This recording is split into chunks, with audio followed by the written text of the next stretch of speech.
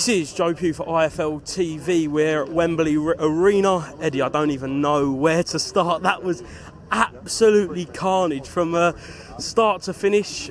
Just your initial thoughts on the whole thing to start off with. Yeah, I mean, look, it's been a wild, I would say 3 or 4 days, I guess 10 days when these conversations started with AJ and Jai Opataya and Dimitri Bivol, and it's a massive opportunity for them, and to see it all come together. And I said, obviously a lot of people talking about myself and Frank up on the stage, but shout out to George Warren because he put this together quickly with our team, and for everything that's happened in the past, it kind of like was just left by the side. We had our instructions from His Excellency, and we all made it happen very quickly, and it's amazing to see it all come into fruition.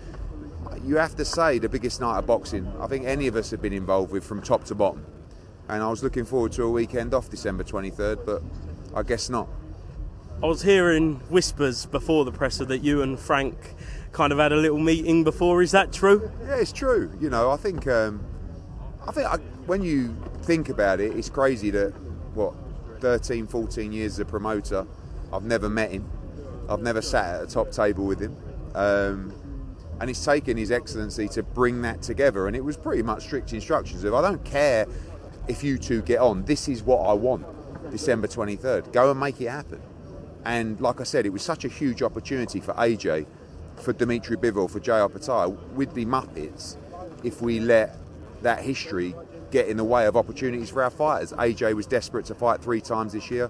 We've been able to deliver it. We know what the future holds. We know they want to do the Wilder fight. We know they want to do Bivol Beterbiev. We know they want to do big fights all around the clock. So it was important for us to build those relationships, and I can't wait for December 23rd. What was the first thing you said to Frank?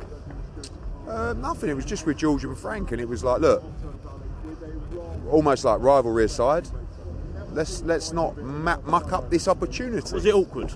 No, not at all. Not at all. I mean, look, I think that deep down, like, we're rivals, and I think that's been good for the sport because we're so competitive. We all want to deliver the best shows.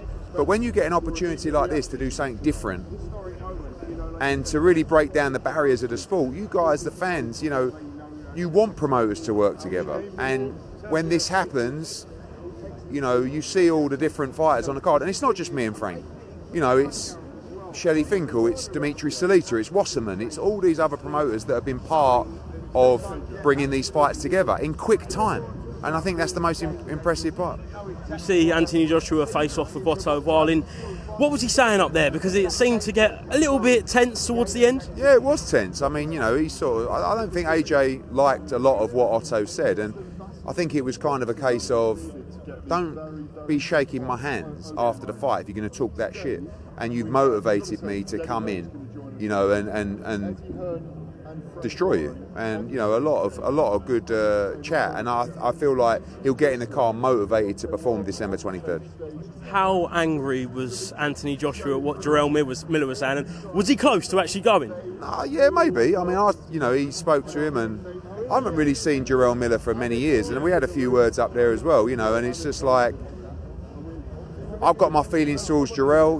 Listen, sometimes I can't help but like the guy. He said a lot of shit about me, and I know what happened, and whatever, it's history. But those two have still got beef, and we talk about the Wilder fight. I think that fight will happen.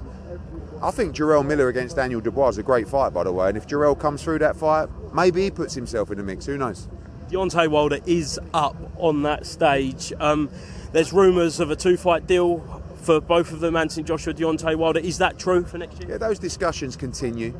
We have business to take care of December 23rd. It's been made very clear to us that the plan, of course, you heard it from His Excellency earlier, is to try and make Joshua Wilder, but they both have to win on December 23rd. You've got the Hrgovic fight potentially for the world heavyweight title. We've got options, but we like the vision, we like the plan, and the first stage of that, December 23rd.